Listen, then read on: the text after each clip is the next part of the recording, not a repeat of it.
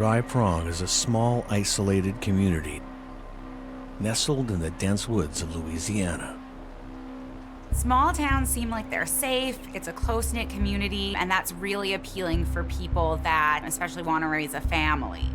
When a crime this insidious happens in a small community, people are shocked. This type of crime is almost sadistic in nature. Not only did they inflict the damage, but they watched their victim suffer for weeks.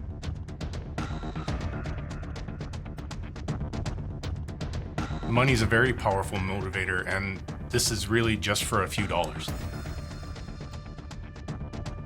Dry Prong, Louisiana is a small town with a big problem. There's a killer on the loose. Could this killer be one of their own?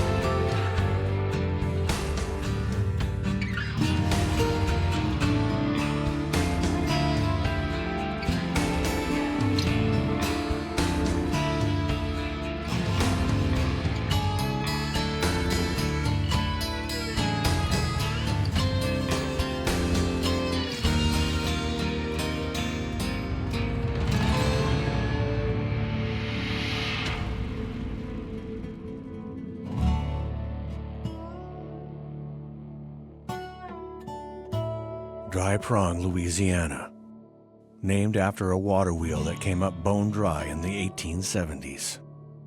It's home to less than 500 people, a village right off Highway 167, approximately 20 minutes from Colfax, Louisiana. Life here is quaint. Families here look forward to the annual Pecan Festival. Hunting and fishing is a year-round pastime. And with 2 churches and a school, Dry Prong is perfect for raising a family. But it is in the quaint, isolated community of Dry Prong that a family is destroyed, shattered by a gruesome series of events.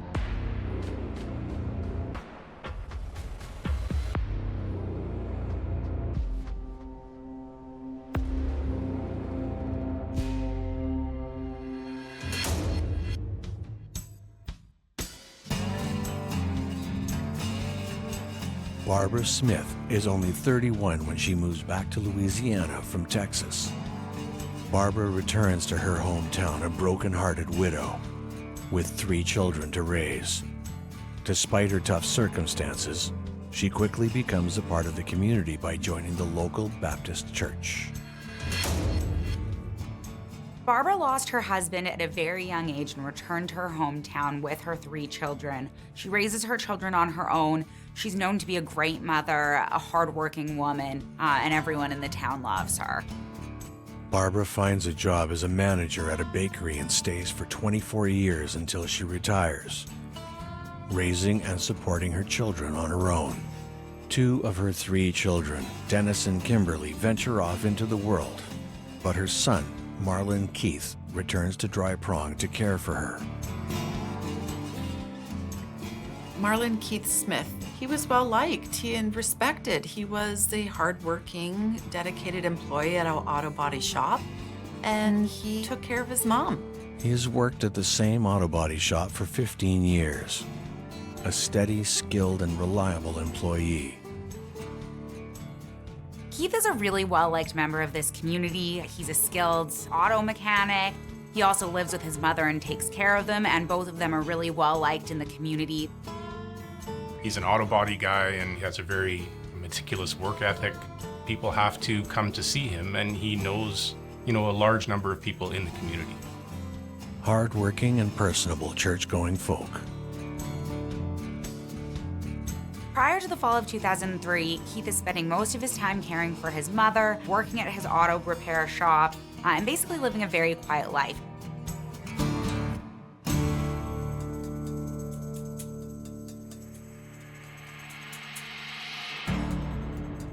In the fall of 2003, he meets Betty Ann Findley at a bar. Soon after meeting, Keith and Betty begin dating, and they find themselves inseparable. Well, their relationship progresses very quickly. Very soon after meeting one another, they're talking about moving in together. In February 2004, just months after meeting, Betty moves in with Keith. It seems to be working. Keith, the perpetual bachelor, is finally in a relationship. Betty also helps Keith in caring for Barbara and visits her all the time and is generally very helpful in that way. So it seems like she's fitting in very well with the family. But soon, things start to go terribly wrong. Despite being a skilled auto body technician, work is sparse in the Dry Prong area. It becomes evident that Keith is going to have to look for something else to make ends meet.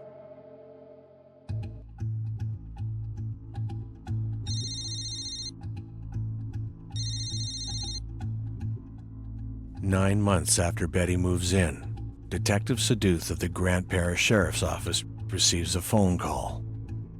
Billy Nugent, Keith's uncle and Barbara's brother-in-law, hasn't seen or heard from Keith in 3 weeks.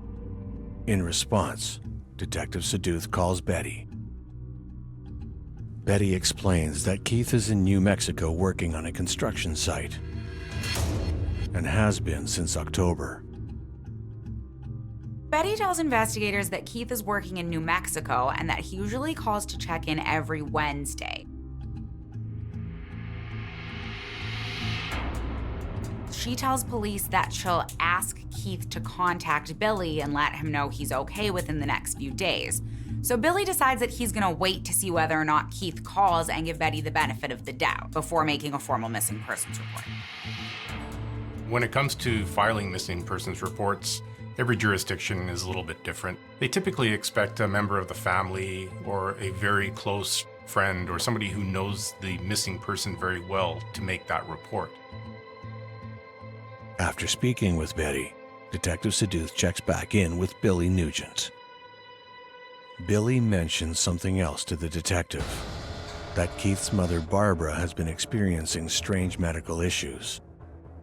Billy is very close with his sister-in-law. Billy also tells officers that in the past month or so, Barbara has been experiencing a large number of health issues, and he's actually obtained a power of attorney over her. So what a power of attorney does is it gives someone else the ability to make financial and medical decisions for someone who doesn't have the capacity to do that for themselves anymore. He checks in on her daily. He recounts the events of the past month to the detective. In the late fall of 2004, Barbara becomes sick, showing strange symptoms.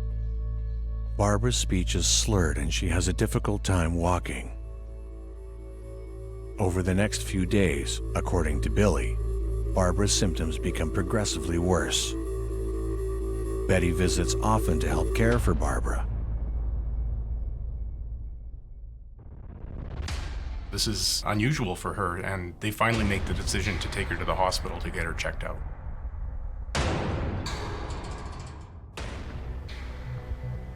Doctors examine Barbara, conducting tests to determine what is causing the strange symptoms. But at this point, the doctors are unable to determine what's wrong with her. After some time in the hospital, Barbara's symptoms improve. They're ultimately unable to determine what the problem is, and they have no option but to release her and send her home. With the help of Billy and his wife, Barbara's sister Carol, Barbara returns home, seemingly in good health.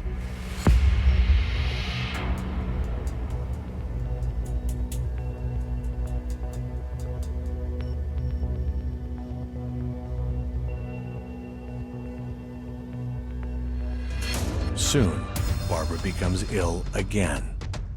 Barbara gets sick, goes to the hospital, gets better, comes home, and the whole cycle starts again.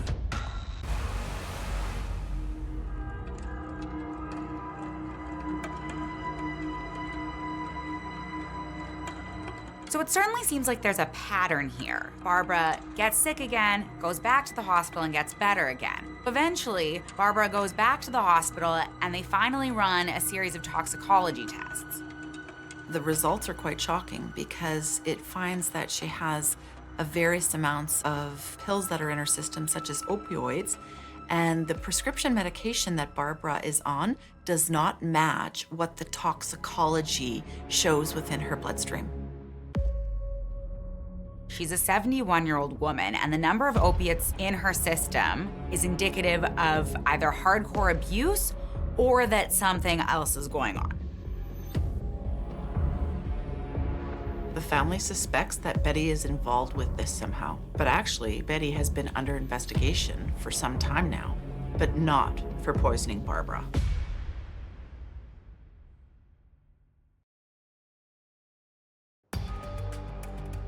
Dry Prong, Louisiana, population of almost 500. For Barbara, it's been a month of mysterious symptoms and repeated hospital visits. The toxicology screen reveals that Barbara has high levels of opiates in her system.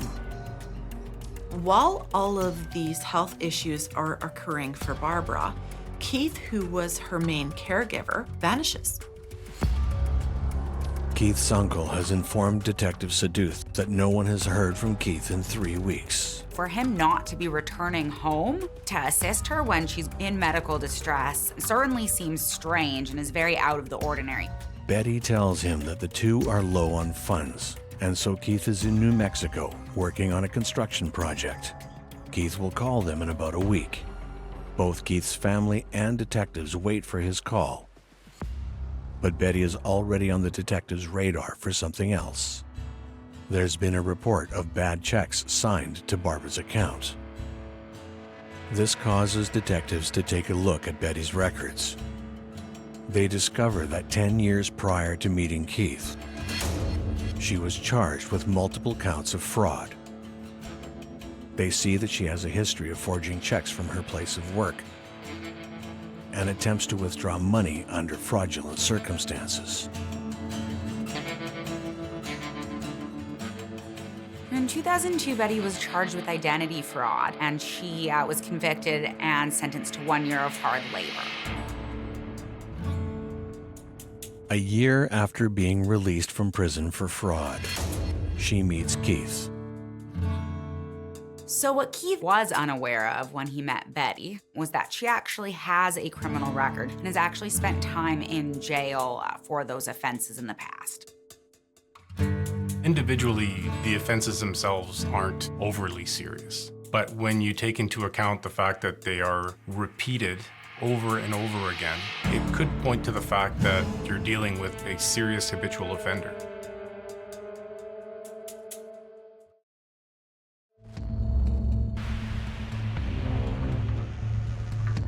After Barbara's toxicology report and Betty's criminal history come to light, Billy checks Barbara out of the hospital and takes her directly to his house. Billy takes her straight to his house, and Betty actually attempts several times to go visit her there, and Billy stops her from coming in order to protect Barbara. Barbara soon makes a full recovery and does not have any further symptoms.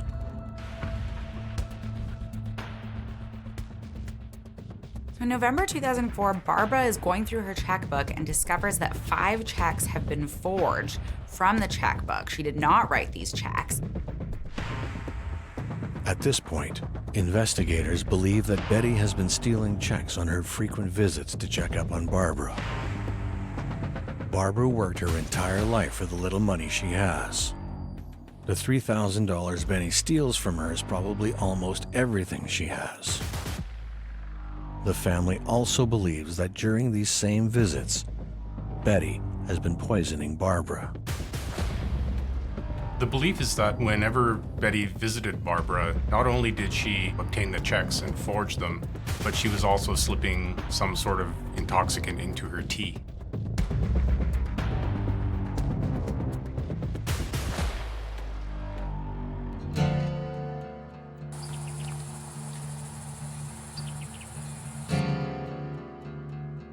A week after Billy's initial report, neither family nor detectives have received the promised phone calls from Keith. It's time to open a missing persons report. That report changes things in terms of the investigation. It gives investigators a lot more leeway.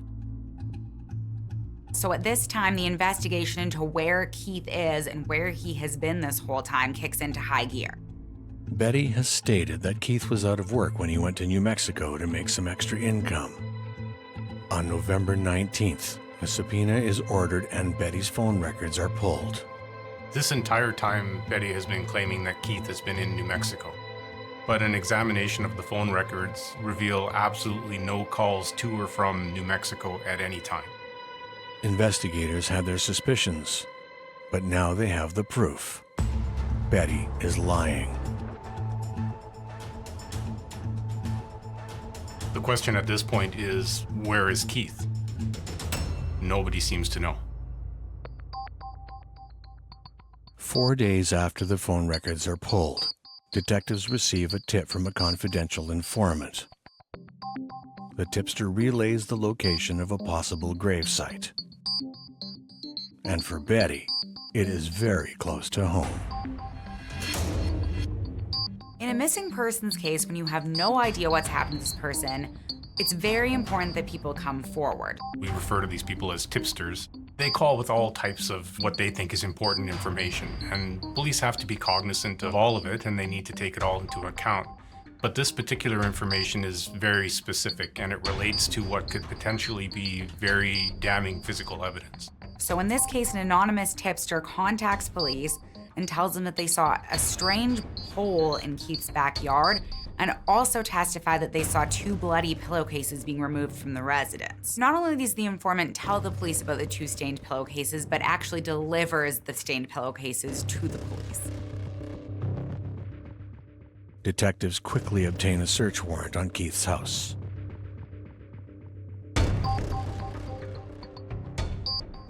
When police attend the house with a search warrant, they threaten to kick in the door after not getting any answer. But finally, Betty comes to the door claiming that she was in the shower. But it was pretty obvious to the detectives at the time that she wasn't in the shower. Her hair was dry, there was no sign of having been in the shower. Depending on what is being searched for, the officers or the detectives would conduct a very meticulous, methodical search of the area that is of concern. They would document everything they've searched, as well as documenting everything they find that they believe is relevant to their investigation. Now, if they do find evidence, it's very important to establish this chain of custody if they want to present it in a court of law. It's very important that they can establish that nobody else tampered with any evidence that they would have located. The tipster was actually correct.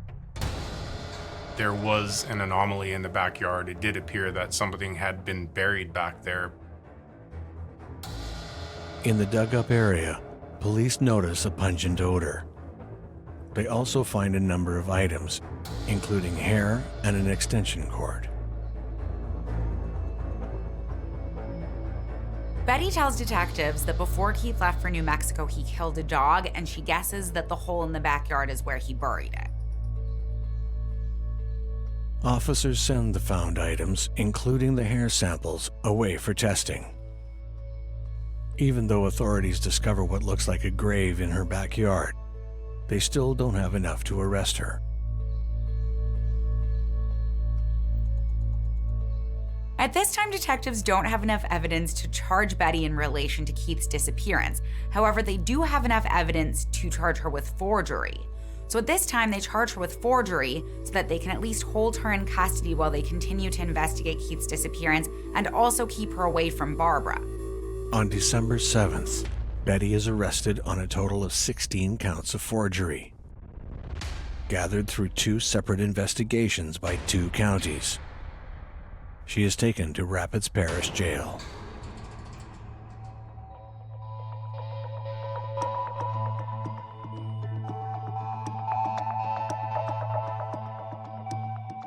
Two days after the arrest, a surprise visit will lead to a major break in the case and possibly exonerate Betty of Keith's disappearance. Betty's sister, Janet, arrives at Detective Seduth's office unannounced. Betty's sister, Janet, had just visited Betty in prison, and she has now come to the police to provide them information. She relays to Detective Seduth what Betty told her in confidence. Betty is finally ready to tell investigators what happened to Keith. Janet relays that Betty told her a man named John killed Keith.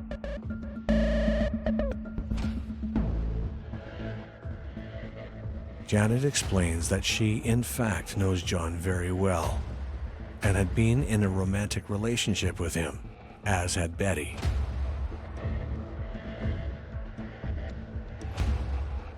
Well, Janet reveals to the police that he's a very violent person. He's threatened them in the past. He's used these threats to manipulate and intimidate them. She discloses that John had beat her on multiple occasions. John had been abusive to Betty in the past. Janet knew this for a fact. Given this new information, John's violent past corroborated by an outside witness, this is a vital new lead.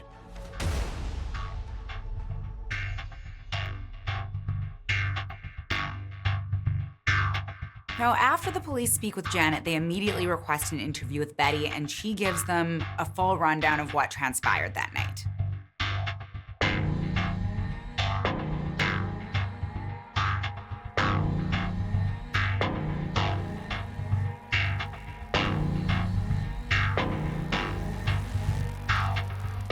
John shouts at Betty that he wants the money that she owes him. She tells him that she doesn't owe him any money and demands that he leave.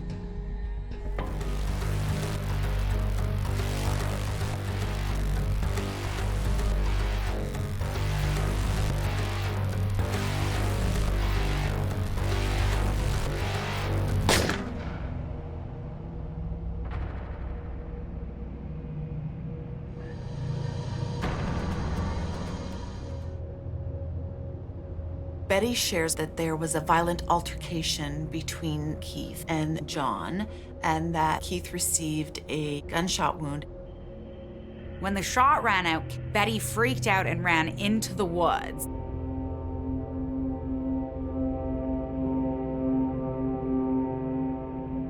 Betty claims that she hides in the woods for hours, waiting for John to leave. She finally hears a car start and drive away. She hides for another few hours, then returns to the house. Betty knows something terrible has happened. After the gunshot and a few hours have passed, Betty returns to the home, and she finds that Keith isn't there.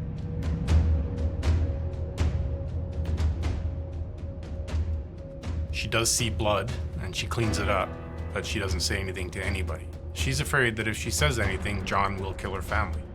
He's threatened this in the past, and she thinks he'll do it. Betty goes as so far to call Keith's place of employment the next following day that he goes missing, and tells his work that he will be sick for the day. Betty says she noticed that Keith's handgun was missing after he disappeared. She assumed that John had used it to kill him.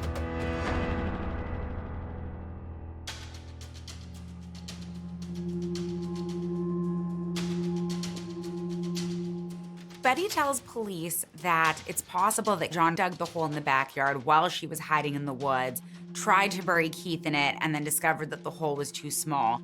She also tells police that John drove a black Jeep and that he definitely arrived and left in that Jeep that night. A quick search shows that a black Jeep is registered to John. The story that Betty tells officers at this point does seem credible. This person, John, does seem to exist. In fact, he owns a black Jeep, which is registered to him. So it does seem likely that he is a person of interest in this case. Betty's recounting is credible enough that investigators now have a new suspect on their hands.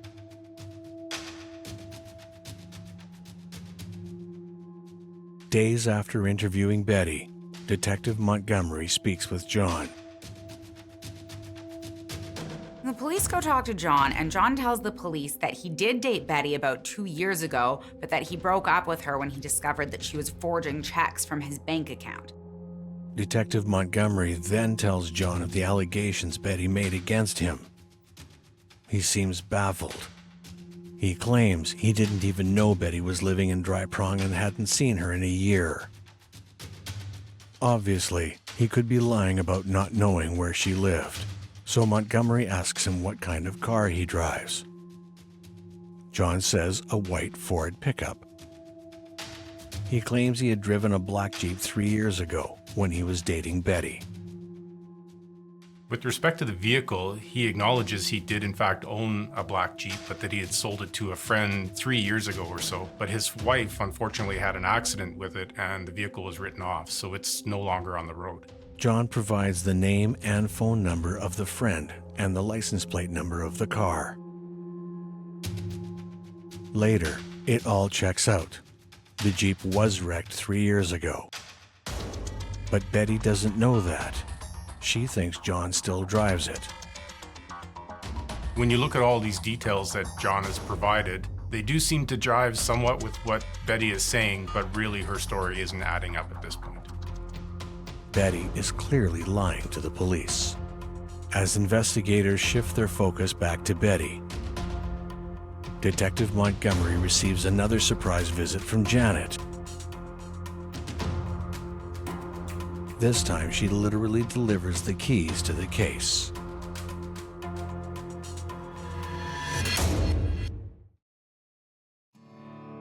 Dry Prong, Louisiana.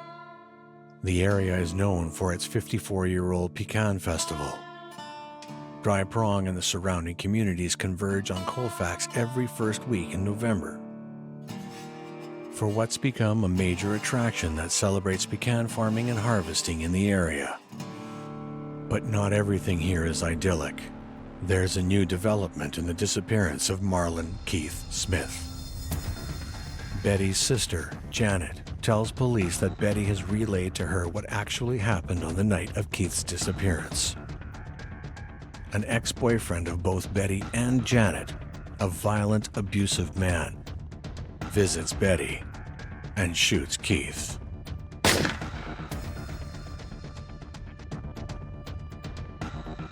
The only other suspect in the disappearance of Keith Smith, Betty's violent ex-boyfriend John, is cleared by authorities. Days later, Janet pays a second visit to the police station. She tells Detective Montgomery that she's just come from a visit with Betty at the jailhouse.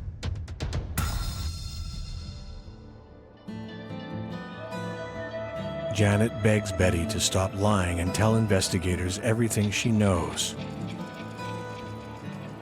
Janet is wanting the truth. So when they sit down, Betty provides Janet with 3 keys. She tells Janet that these are the keys to storage lockers and that in one of those lockers she's going to find Keith.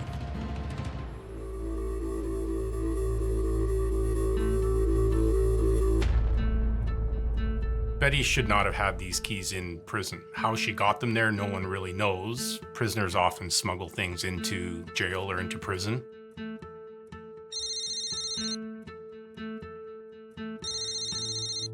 Betty calls Janet, unaware that she is with a detective. Janet gently asks her sister which facility she should look in. Betty tells her, Unit 124. Debbie used the name Mary Trent to rent it.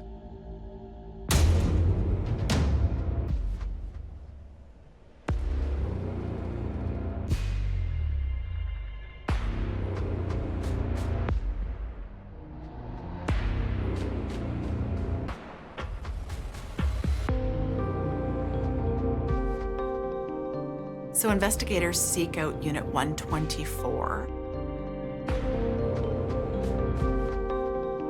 Investigators that are at the scene don't even have to enter before they smell a very pungent and offending odor coming from that unit. Detective Montgomery applies for the search warrant while the scene is secured.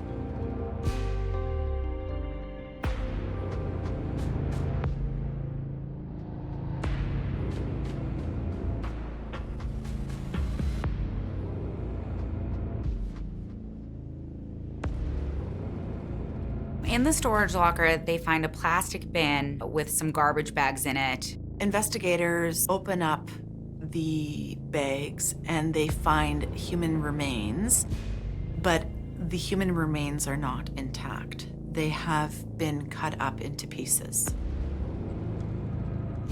Despite the evidence and testimony that this is indeed Keith Smith, an autopsy must be done to verify the remains. Unfortunately for the Smith family, investigators confirm that this is the body of Marlon Keith Smith of Dry Prong, Louisiana. For Keith to have met such a gruesome end, it would have been devastating for them.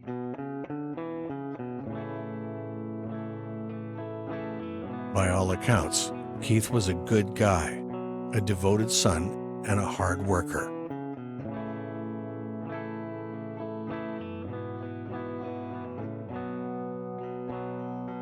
For him to have met this kind of end is horrific.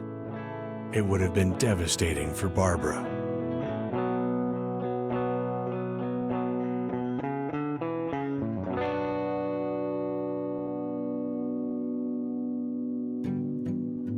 Despite the horrific discovery, detectives aren't able to secure an interview with Betty for another 6 weeks.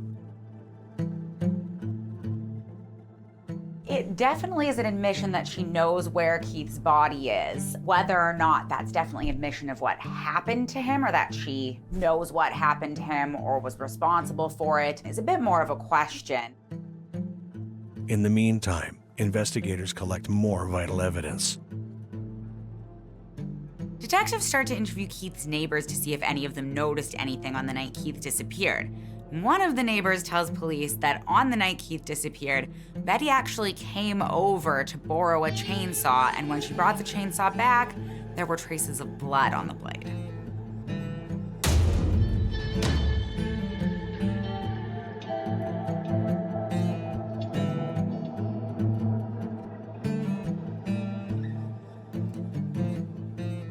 Items that displayed potential blood splatter are taken, under warrant, from the home.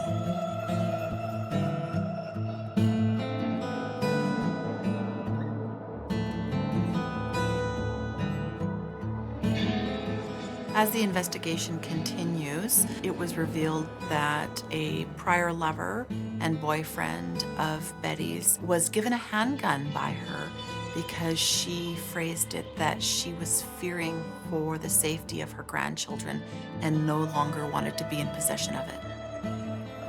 Investigators then speak with Betty's adult children. They claim they had no knowledge of Betty's actions. But her son shares that he saw her get rid of a piece of carpet and was curious why she was throwing it away. It seems like there's a lot of what we would say is circumstantial evidence stacking up against Betty and Finley. While it's all circumstantial, all these individual points, the gun that's gone missing, human remains being found, the sighting of her throwing out a carpet, tie together in the sense that police now believe that Betty is responsible for the homicide of Keith Smith. And finally, the lab results are in from the hair taken from the shallow grave. So the strands on the hair that were identified and located within the shallow grave of Keith's backyard are confirmed to be human. So while none of that is in itself determinative, as a whole, it could certainly lead to a finding of guilt. On February 9th, Betty finally agrees to speak with the investigators. It's time for Betty to tell the truth about what happened on the night Keith died.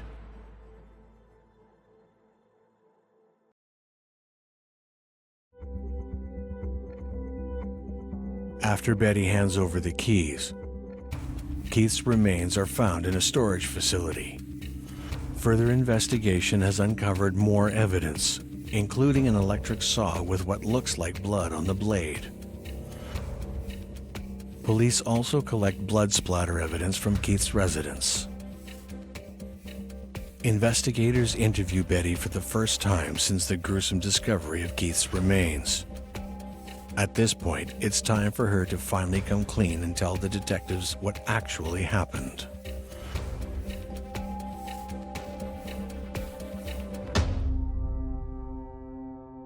Betty now gives detectives a second version of events.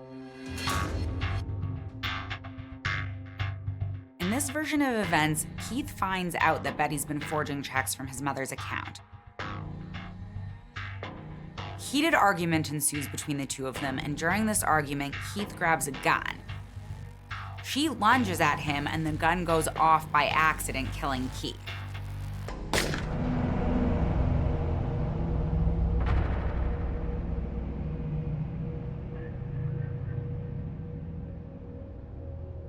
Betty claims she lost her senses and didn't know what to do. And so she sat in the house with the body for hours.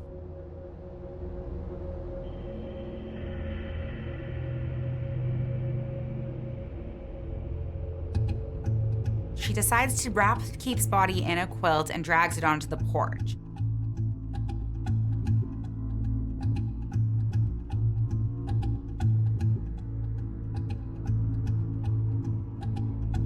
Again, Betty doesn't know what to do and is scared, so she leaves him there for 2 full days.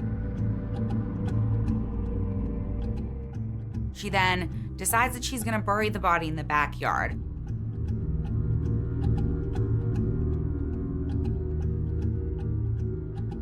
So Betty buries Keith, but a week later it becomes pretty clear that the hole is too shallow. This point is when Betty says that she went to the neighbors to borrow a chainsaw. Betty then explains that a week after burying Keith, she rented a storage bin. The next day, she used the saw to dismember his remains and place them in plastic, then in the bin. The day after that, she took it to Unit 124.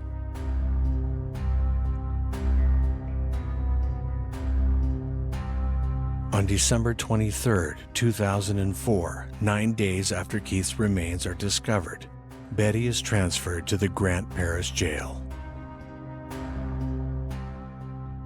So based on this new version of events, Betty is formally charged with second-degree murder. First-degree murder generally is murder with intent and premeditation. Second-degree murder is still culpable homicide, but generally it lacks evidence of the premeditation that's required for a first-degree murder charge. You know, Betty's always been involved in somewhat petty crimes like identity theft and fraud, the forging of checks. Second-degree murder is a serious offense, and now she's staring down a life sentence.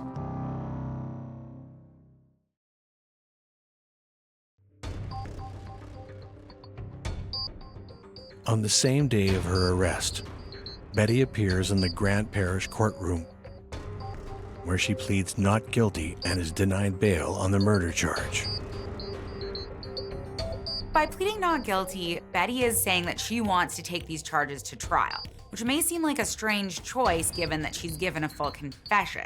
However, it is important to remember that everyone charged with a crime has the constitutional right to a trial, and you never know what's gonna happen. Although on the surface, it does seem like there's a strong case for the prosecution at this time.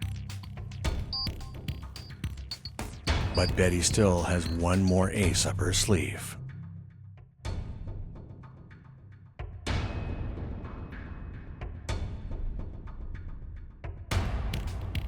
Betty is formally charged with second-degree murder for killing Keith Smith. She pleads not guilty. It seems like an open and shut case. Legally, you'd be pretty confident that the jury would find her guilty. But Betty tries one more time to evade punishment.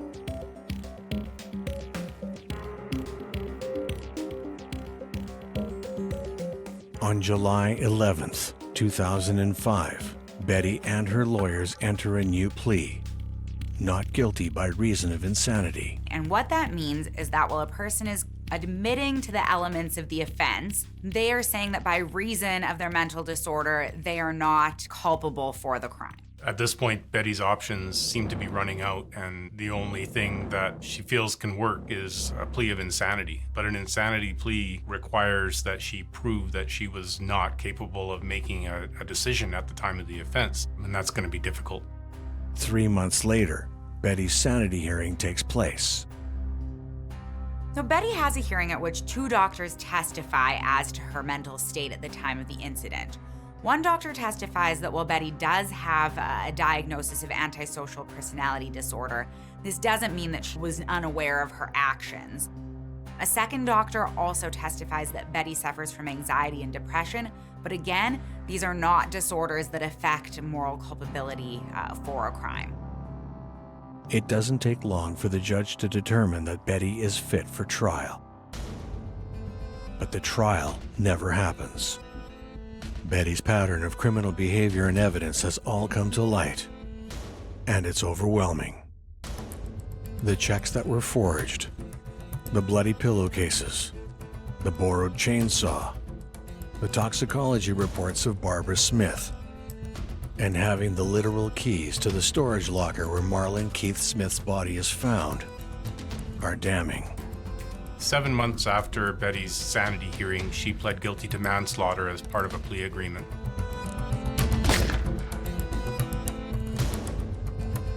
She also pled guilty to attempted second-degree murder for the poisoning of Barbara Smith, 16 counts of fraud, as well as obstruction of justice for lying to investigators about the phone calls to Keith.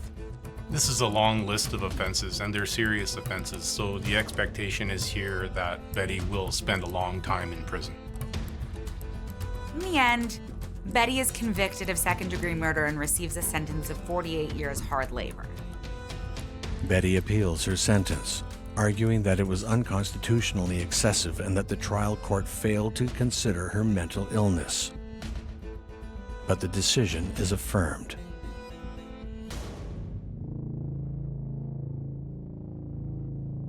According to the sheriffs of the Grant Parish Sheriff's Department, Betty is now a pastor in the prison. Authorities are concerned about this as she is considered to be extremely manipulative.